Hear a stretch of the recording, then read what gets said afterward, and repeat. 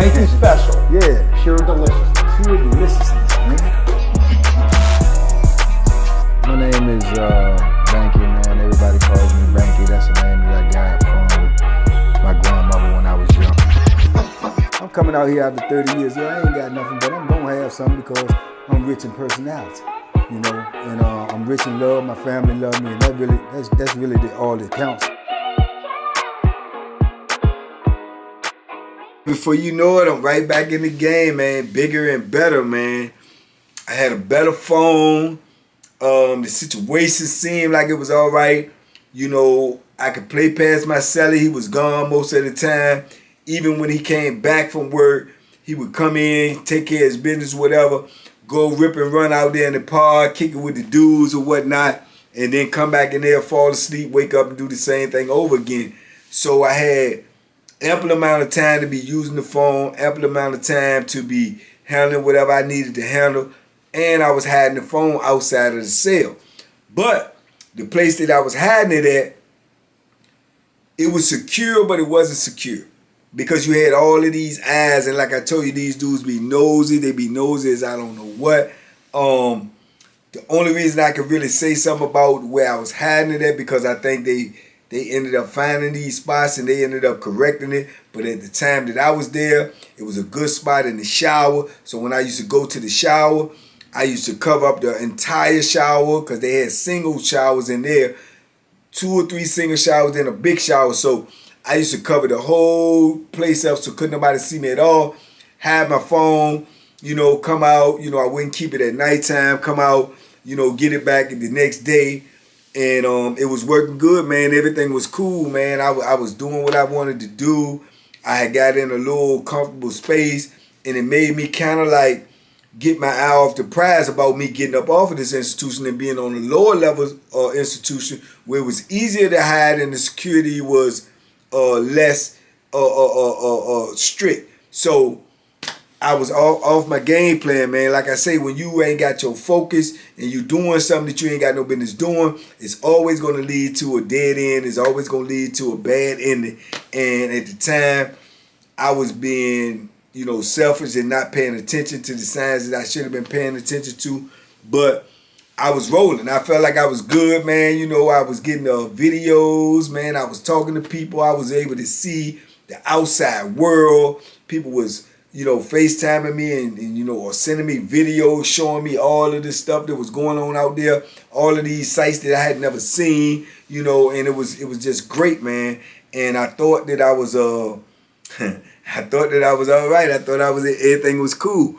And then all of a sudden, I was going to commissary or something one day, and I see the captain, right? This is the same captain that was on Greensville that when I got caught with the phone on Greensville, now he had got moved from Greensville to Sussex too. So now he on here. So this is the same one that I was before when they brought me in front of him and said, you know, I found the phone, it was in the trash can, whatever. And I'm telling him, man, look, man, wah. He did put the right paperwork in saying that they didn't actually get the phone off me, which ended up helping me beat the charge because he had to tell the truth, and he did tell the truth. I salute him for that. But just to see him again, then I knew it was going to bring attention to. He just had seen me not long ago, knowing that I got caught with that phone. And I was wondering in my mind, is they wondering, like, well, he on here now, do he got a phone or woo. So I was like major nervous, super nervous.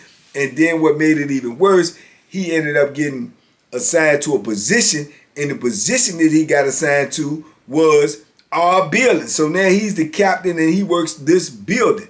So man, it was crazy, man. I was mad paranoid, and I just tried to say to myself, stay out of the way so people wouldn't notice me, so people wouldn't, you know, my name wouldn't be popping up in administration or whatever. The unit manager at the time, he was a foreign dude, man. I think his name was Pugh or something like that. He was out of the way. He didn't really bother people too much. Only time he really ever came around was when it was major drama. Some dudes got to fighting. Somebody got stabbed. Somebody, you know, got into it with an officer or something like that. Other than that, he didn't even come around that much. You didn't even really see him. And now at this time, it was a lot of that going on, man. These young dudes was these gang members, man, and these young dudes, they was rumbling like I don't know what. They was breaking the Bethlehem out. Dudes was getting stabbed. Dudes was getting beat up. Dudes was getting jumped. So it was crazy on the institution. And when you in a crazy environment, you trying to stay under the radar, it's hard to do because you want to voice your opinion about certain things because, you know, you're a vet, you're an old timer, people listen to you, but at the same time, you don't want to get involved because you don't want your name involved in that. And you got to remember, they got the cameras everywhere on here. So whatever something jump off or whenever something break out, even if you're trying to stop the situation or even you're trying to intervene in the situation, you on camera. So they don't know what you was doing. They don't know if you was with it or against it. They don't know. So you might end up getting locked up for investigation just because you on camera when something jumped off. So I try to stay out of all the situations. I try to stay out of the way. I use my voice when I could, but man, these young cats out there, man, they was off the chain. They didn't know nothing about prison. They trying to live the life of what they seen on TV. They trying to live the life of what these dudes in the game is telling them to live. They trying to live the life of what they thought prison should be like. Not knowing the consequences, not knowing the ramifications of their actions. You see what I'm saying? So it was crazy, man, for a minute. And like I say, I just try to stay out of the way. I went outside, I worked out. They ain't got no weights out there on Sussex 2.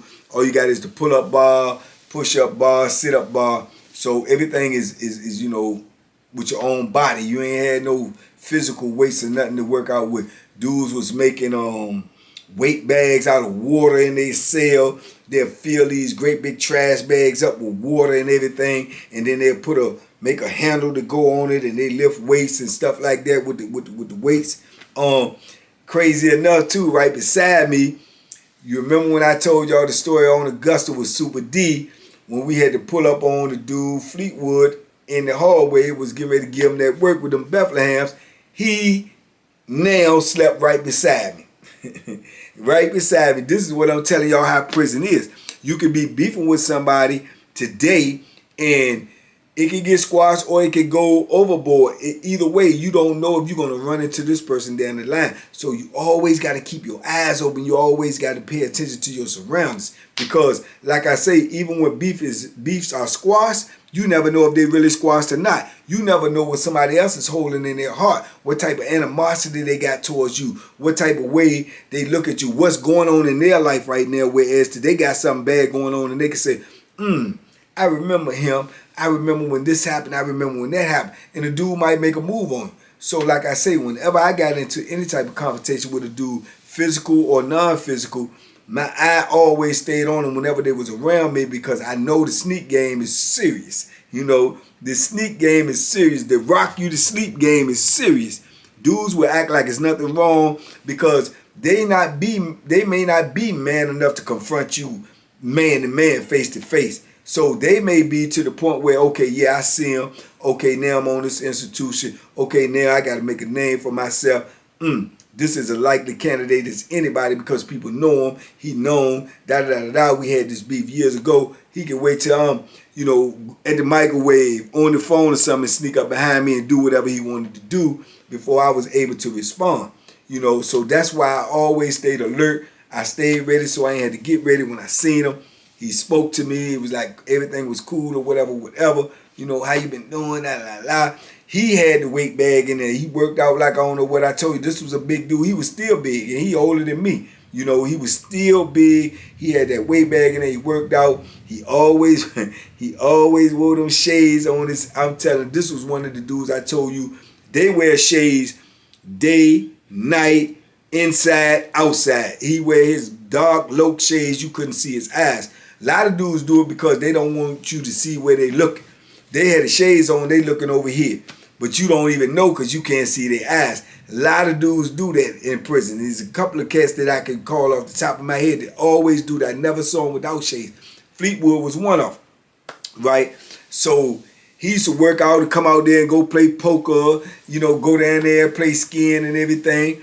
At this time, I had not fully got that poker out of my system. Every now and then I went down there, I played a couple of games of poker just so I could be mingling in the part and people wouldn't pay attention to me standing in the cell because when they see you in the cell all the time, they get a little nosy. Why he staying in the cell all the time? Or why he ain't using the phone all the time? And people like that get a little nosy and they get to whispering. When they get to whispering, then the word get out to the administration or the word get out to other people or get in the ear of somebody that's hot, they like telling stuff, they like putting the people on you. Then they'll go drop that note to the administration. Next thing you know, boom, they kicking your door in. So I try to mingle in the pod and be out there and do little things like that, play a little cards, use the phone, sit in there, chop it up with dudes a little bit, just to throw them off of my trail. I can remember being out there, man, playing cards and everything, man, and they had a white dude, man, he had a little size on him or whatever, and him and Fleetwood got to arguing about a hand, right? So Fleetwood don't talk much at all. And when he do talk, he talk low and slow. And he's deliberate in what he says. Fleetwood be like, I ain't, doing no arguing or nothing like that, man. It's my pot, it's my hand. I ain't got nothing else to talk about. So the white dude is like, no, I won the pot, man. You call this hand, you call the wrong hand. It's my pot. You can't miscall your hand, la la la. Fleetwood like, man, I was mad. Get that money straight, man. Get that money. White dude saying, no, man, that's my money. So the house, man, he's stuck in a rock and a hard place. He got two different dudes that's in his game. He responsible for all money, everything in the game. He responsible for. So he trying to get it straight, but you got two dudes that's arguing about it. He don't want to take a loss and come out of his pocket and pay both of them. So he got one pot. He trying to say, look, this is the pot, man. Whichever one of y'all won, that's what it is, man. I'm not going, woo, woo, woo. So when he finished counting up the money and cutting the money, he put the money on the table. So Fleetwood reached to get the money. He reached to get the money. Fleetwood tell him, man, listen, this is my money. I ain't going to argue with you. White dude said, man, you not taking my money, man, whatever. So boom, man, the white boy took off. The white boy took off and punched Fleetwood. Bang, bang. Fleetwood fall back and his glasses get broke and his glasses fell on the floor. Man, Fleetwood beat this dude, man, like he stole something. I'm talking about he beat this dude like he stole something, man.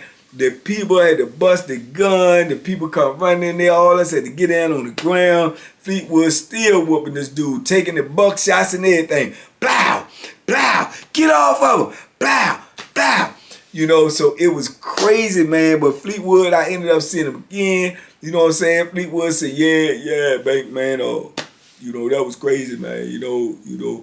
It won't so much that he tried to take the money, but he broke my glasses, man.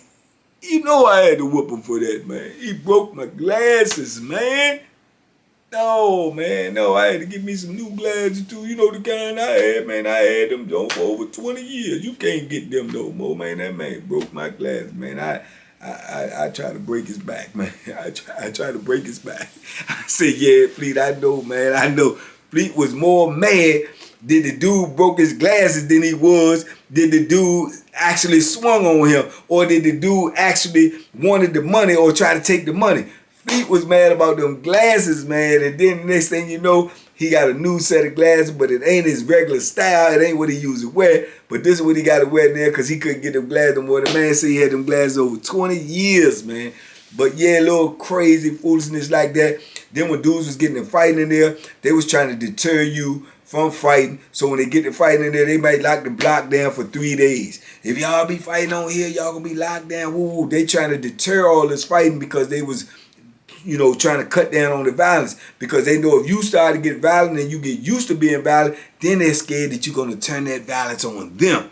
So that's what they worried about. They not worrying about you killing each other. They not worrying about you hating each other. But they know if you started to get in a habit of getting that aggression out you, that the way these police talk to you, the way these police treat you, the way these police carry you, that you might end up unleashing that aggression on them. And they won't go in for that. That was their main concern. Not the welfare of a convict. Not the welfare of an inmate. Nah, they was worried about the welfare of their officers. You see what I'm saying? So it was crazy, man. But Fleetwood, man, like I say, Fleetwood was worried about them glasses. That's all he was worried about.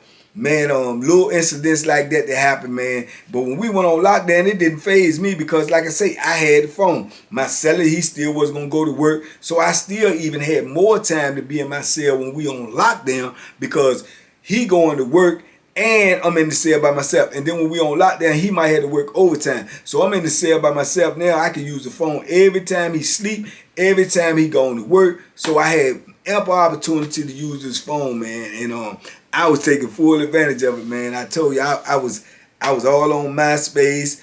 I was all over the internet. I was talking to people that I hadn't talked to for years. I was receiving videos, sending videos out. People were seeing me inside the penitentiary. They hadn't seen me in years, man. So it was like another world to me, man. And I was all enamored with this world, man. It was something that I was just addicted to. Yeah, man, I was addicted to it, man. It dominated most of my time. It dominated most of my thoughts, you know. And like I said, I couldn't really call my family as much because they was on me, you know, so I couldn't even really call them at all during this time because they knew that I had just got in trouble with the phone. So for me to go to another institution and call them and let them know that I had a phone, they just would have went berserk. Not to mention what Mama Pam would have did. So I try to keep that away from them. Only person that I did call that was in my family directly was my brother, which was a mistake. You know what I'm saying? It was a mistake because I called him and I'm telling him, don't tell nobody I got the phone, la la la la la, this, that, and the third. He said, okay, I mean nobody, don't tell nobody I got the phone. But I wanted to talk to my brother. You know, I had been away from him for so long. You know, it was my only brother, you know, so I wanted to talk to him or whatnot. And man, he was just so happy to see me and talk to me. And right when the first time I'm in the conversation with him and we just kicking it and we talking and we out, he just, you know, blurred out right there. I mean, I'm telling him not to tell nobody I got the phone. And he out and about and he runs into somebody right here in the grocery store and say, yeah, you know, woo, woo, yeah, da, da, da. They talking to him and everything. Say, hold on. Guess who I'm talking to? And I'm talking to the bank and getting people the phone. I'm like, man, this dude is crazy. I'm like, boom. So I get on the phone. I'm talking to somebody that I ain't talked to since high school. I ain't seen in umpteen years. And I'm trying to play it off and this, that, and the third. And I don't know if they know I'm on a cell phone, whether I'm on a regular phone, but they just know I'm talking to them. So I talk to them, chop it up with them for a minute. That was one of the worst things I hate, man. Just somebody throwing me on the phone with somebody that I ain't talked to for years. Oh, they be asking, man, them people ain't worried about me. I've been gone forever. You know what I'm saying? Just because they only thinking about me because you right there bringing my name up. So it was crazy, man. But I talked to the person or whatnot.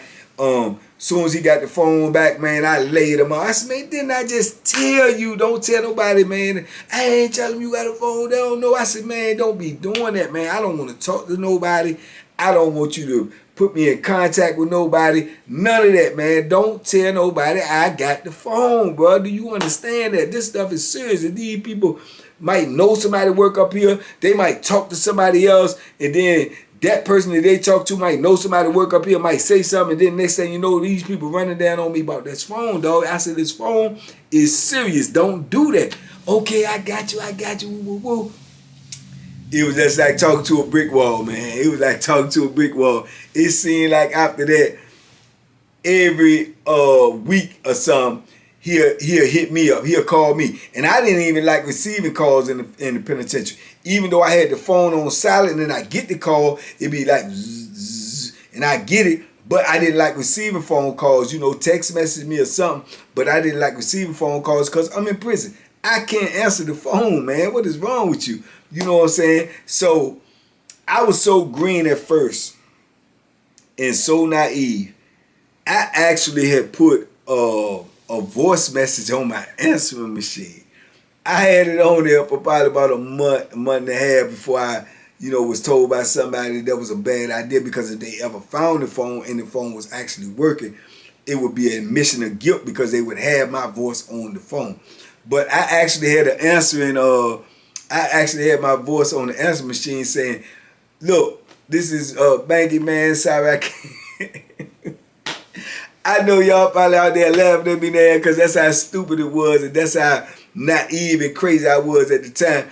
I was actually saying on the answer machine, Yeah, I'm sorry I can't answer you right now. This is Banky, man. Y'all know why I can't answer you, man. So, leave a message. I'm going to get back to you as soon as possible. Some foolishness like that, man. So it was crazy.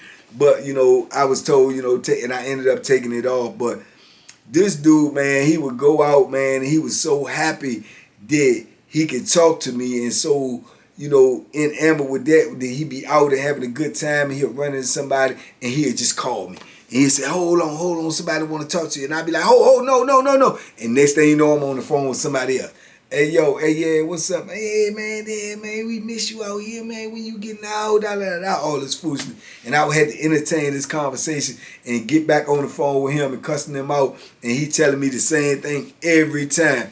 They ain't gonna say nothing, man. They know I told them don't say nothing. That ain't the point.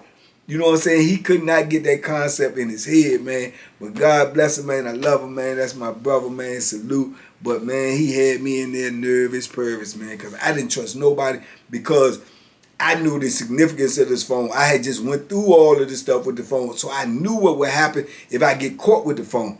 And on top of that, where I was at Sussex 2, it was so close to where my brother was that I knew that a lot of these people knew people that work here. I knew they knew people work here. I had actually seen a couple of people that I knew their family members that worked there. And they would come by my cell and be like, oh, yo, Maggie, yeah, man, my brother know you, or I know you. You know what I'm saying? And so I knew a lot of people that worked there. Then I started seeing a lot of officers that knew me from when I was there the first time. They had moved up in rank. Remember I told y'all about Bird, mate. Hey, yeah, what up, mate? What? Yeah, mate. He was there. He had moved up from an officer there. He all the way up as a lieutenant. I seen dudes that was lieutenants, now they unit managers, and now they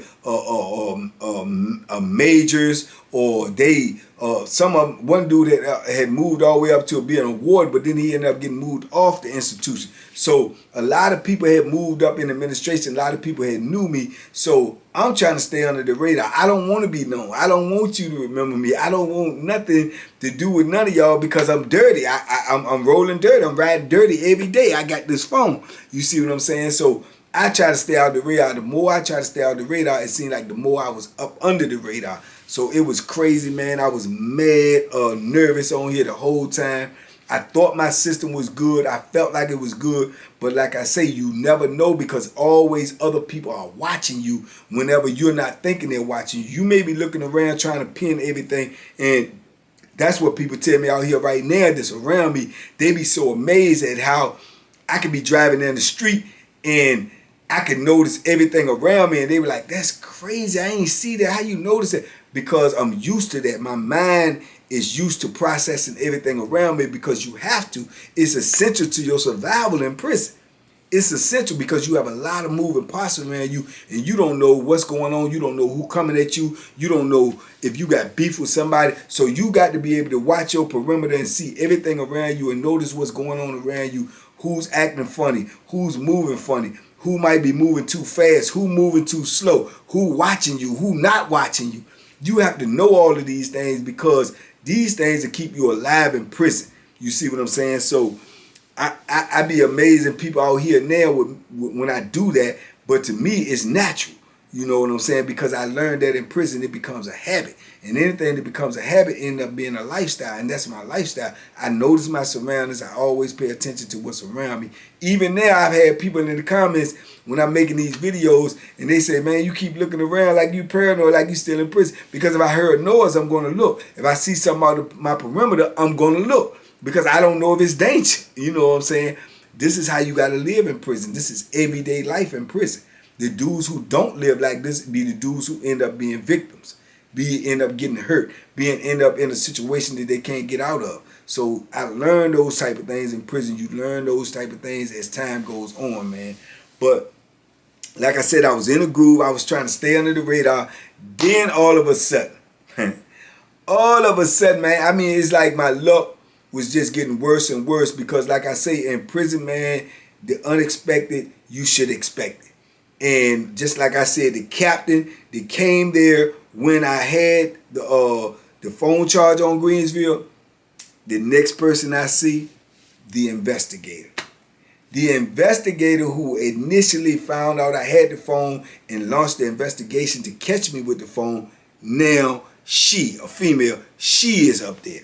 She is up there now as an investigator. She has got promoted. She came up here. Now she's investigator. When we was on Greensville, she was a trainee. She was an investigator. She had just passed and turned from a trainee to an investigator. She was on the case that they investigated me and found me with the phone up there. Now I done beat the charge. Now this woman is a full-fledged investigator, and she's on Sussex 2 now.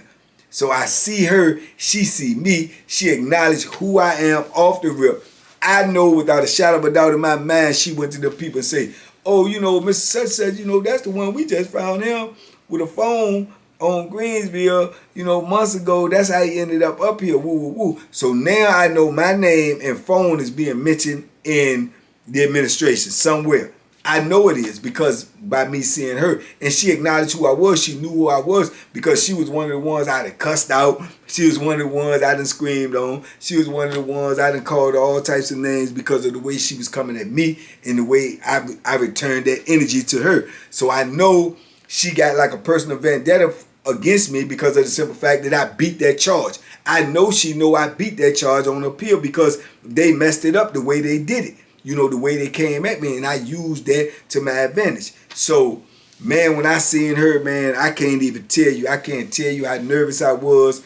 I can't tell you, man. I was like, man, I took the phone literally from the day I saw her. I took that phone and took it out and put it in a hiding spot, and I did not touch that phone for a whole week because I was scared that they was going to kick my door in just to see, Now, in their mind, they're probably thinking in their mind that this is a high security prison. The cells are smaller, less places to hide a phone that I probably wouldn't have one being that I just went through what I went through. But I did, and just to see her and to know the knowledge that I knew and not knowing what she knew, I was just super paranoid, man. I hid that phone, I didn't touch it, and they didn't come in there, as I thought they would. But she not only was an investigator then she started walking through the building. I might have seen her walk through the building. She walk around, look at cells, looking in cells. She stopped, she look in, she see who in there. So she came, she stopped at my cell. She looked in there, my cellie was at work. She seen me. She stayed there for a minute just looking around. So I knew now not only did she know I was here, she also knew what cell I was in. So, man, I was just super paranoid, man. I was scared to death. And I thought, man, this lady gonna come get me at any time, or she might just take a hunch and say, well, maybe he still got a phone, or maybe he got another phone. And I actually did, so it just had me on edge, man. So I try to focus, I try to stay calm, but I'll be a lie if I say I wasn't nervous, man. And I was, and I had good reason to be. Later on, I found out, but like I said, I stayed with my program. I kept doing what I was doing. I kept coming out there now. And then when I did see her, if she did show her face in the building, I would come out and I would make my business to go get on the phone. Even if I had to ask a dude, man, let me get that phone next, man. I got you. Just let me get it next. I got to make a quick call. Just so she could see me on the wall phone. And that would be in her mindset that, well, if he had a phone, why would he be on the wall phone? I was trying to implant all those seeds in their head, to keep them off of my trail that I actually did have a phone at this time. So it was crazy, man. It was just a nerve-wracking time, man. My celly, man, like I say, he was out of the way. His name was Lil Paul. Lil Paul, he was out of the way because, like I say, he stayed out of the cell at all times. And I had a lot of access to the phone during the daytime. But at nighttime, I just felt so nervous that I would never keep the phone in the cell at nighttime. I didn't have nobody that I could pin it off to because in order to have somebody to pin it off to, you had to let them know you had the phone. And I didn't want nobody to know I had the phone. The only person on that institution that knew I had the phone was the person that Mon left the phone with to give to me. You see what I'm saying? So that was the only person that knew. And I had full confidence that he wouldn't say nothing because he actually had the phone at first and he was actually in the cell with Mon for years. So Mon trusted him. So I trusted him, through association that he would not say nothing. So I was definitely not going to let nobody know. I did not want to let my cellie know. Although I felt like he was an all right dude, which later on I ended up questioning, but at the time I felt like he was an all right dude, and I didn't want him to know though, because like I say, loose lips sink ships, man. That's just the way it is. I don't care how you slice it, dice it, or cut it. Loose lips sink ship. If you don't tell nothing, nothing can be told on you. You see what I'm saying? If you do a crime, you do it by yourself. If you're involved in something, be involved by yourself. If you trust someone else, you put in your life in them person's hands, and I guarantee you they are not going to value your life as much as you value your life. So I didn't want to tell anyone. That way I felt more secure that if I ended up getting caught or anything ended up went wrong, it was just happenstance, or it was supposed to happen. And lo and behold, like I said, I was hiding that phone in that shower, man. And these nosy dudes in there was watching me. Somebody must have been watching me real hard, because I wake up one morning, I go down there, I go to the shower, I cover the shower up like I usually do. I go in my spot to get the phone. I get the phone. But when I get the phone is not like I left the phone. I know specifically how I got it wrapped up. I know specifically how I got it packaged. It's not like that. Somebody done been in there on the phone. This just infuriated me, and it also made me ultra paranoid, because I'm looking at it and I know it's been tampered with. I don't know what happened. Somebody found it, knew it was mine, put it back, looked and see what it was, or did the police find it, put it back, and waiting for me to come get it. So now I'm scared to come out the shower. I'm scared to come out the shower, and I'm scared to leave the phone in the shower, because I don't know if the person who found it gonna come back and take it, you know. So I'm just I'm just all messed up in my head. I don't know what to do. This is a crazy situation.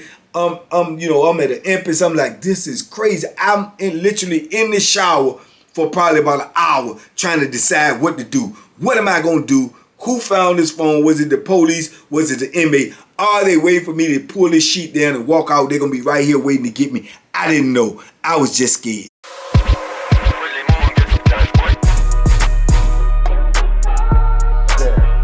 The bacon special. Yeah. Pure deliciousness. Pure deliciousness, man. My name is Banky, man. Everybody calls me Banky. That's the name that I got from my grandmother when I was young. I'm coming out here after 30 years. Yeah, I ain't got nothing, but I'm gonna have something, because I'm rich in personality, you know, and I'm rich in love. My family love me, and that's really all that counts.